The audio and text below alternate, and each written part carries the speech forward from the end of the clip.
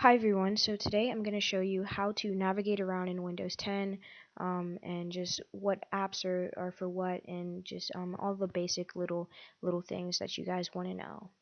So first off is your notification center. So if you see your taskbar here and you come to the far right hand side, that's where you're going to see your notification center.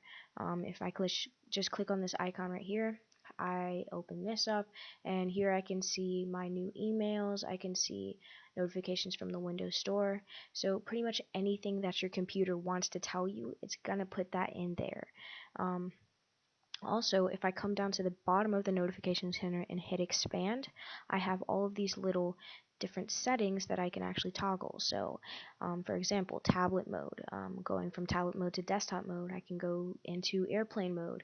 I can turn off my Wi-Fi. I can choose what kind of projection I want. I can even take a quick note. So you have a lot of really nifty little things in there, and it's just something worth getting familiar with.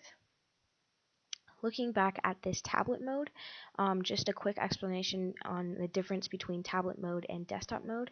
As you can see here, I am in desktop mode currently, and that means that I can see all my shortcuts here, and I can see my taskbar down here, and everything is it's optimized for use with a mouse or a mouse pad. Now, if I go back to the notification center and click on tablet mode, that's when I see this change, my desktop disappears, and I now have this screen with all of my apps laid out like tiles. And so this is for optimization with either a stylus or your finger, so this is very touch optimized. And inside tablet mode, if I look at the top left hand corner, I have these three icons right here. This middle one is where how I get to this tiled screen. I go to the very bottom app little icon right there, I'm actually going to be able to go to a list of all of my apps, so now I can scroll through here and find what I need. So right now we're just going to stay in desktop mode. So I'm going to come back there, and next up I'm going to show you guys Microsoft Edge. So this is the browser that is optimized for Windows 10. Essentially, it's the successor to Internet Explorer, and I know a lot of people have just bad feelings towards Internet Explorer and Microsoft browsers in general, but Microsoft Edge is honestly a very powerful browser, and it actually has a pretty good user experience. I recently just switched from Chrome to Edge, and so far I'm liking it a lot.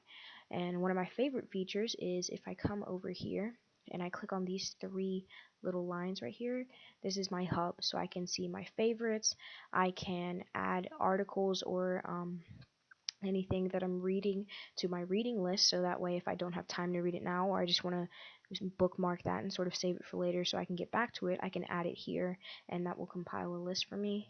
And then I can see my browser history and I can see my download history.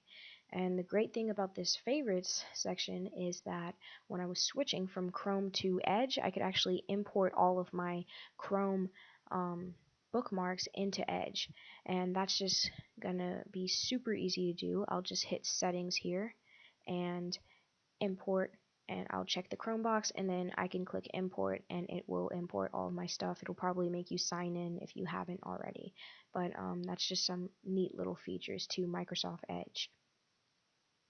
So next up is Microsoft OneNote. So I know a lot of you went to the OneNote sessions today, but for those of you who didn't, just a general overview of what OneNote is essentially it's a three however many subject notebook you want digitized and with a lot of really powerful features to go along with it. So just a super general overview. Here I have my different notebooks. So if I click on my school notebook, then I can see all of the different sections of that notebook. So I have different sections for different subjects. Here I'm in the lit section, and then I have my pages over here. So I can go to my different notes from different days. Also really handily dates and sets the time for everything, so that way it's just very easy to access and manage, and keeps everything super organized for you. So moving on to another app is Microsoft Sway. Now Sway, a lot of people actually haven't heard of. It is an alternative to Microsoft PowerPoint.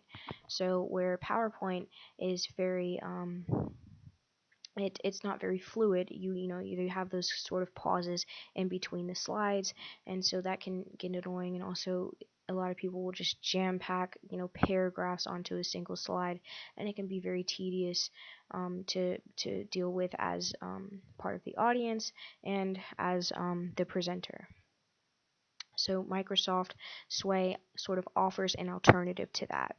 And the great thing about Sway is, as opposed to those stops between slides with PowerPoint, Sway is actually very fluid. So you see here, this one actually has a lot of information in it, but I can move side to side on this one, and so I get my information, I get some pictures, I can even put videos in there.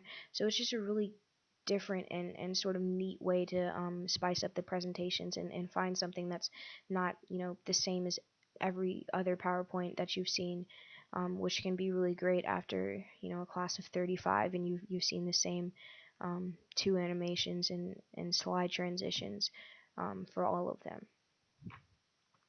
So next up is OneDrive. So pretty much all of you are familiar with OneDrive by now, but just to reiterate, OneDrive is Microsoft's cloud storage. So for those of you who have used Google Drive, it's basically the opposite to that for Microsoft.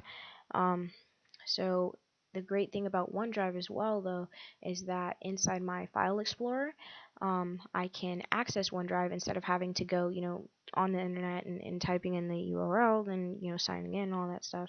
I can just sign in on my PC and access it there so that when I'm saving files and all that, I can very easily save it just as if I was saving to my hard drive. And you guys are going to want to save pretty much everything to your OneDrive accounts. You actually have a terabyte of space on OneDrive, which is a ton, but you don't really have much in your hard drive that's on the device. So just make sure you're saving pretty much everything there, so you don't have to deal with potentially not having enough space or anything that could go along with that, clogging up your device. So that's it for today. I will have another video out soon on OneNote specifically, and just anything else you guys have questions about. So I'll be sort of monitoring that to see what the future videos will look like. Alright, bye.